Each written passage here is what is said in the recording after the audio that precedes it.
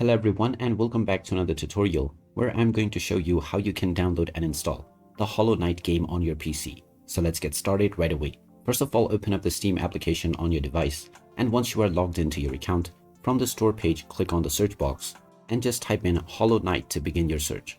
Once you find the game, you can click on it and this will take you into the game page.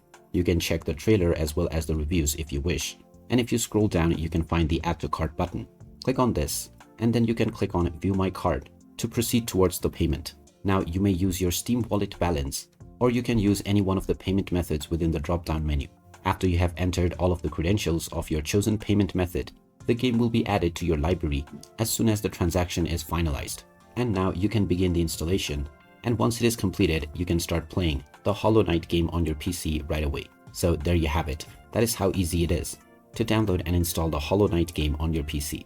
If you find this video helpful, don't forget to hit that like button and subscribe to our channel for more useful tips and tutorials. Thanks for watching, and I will see you again in the next one.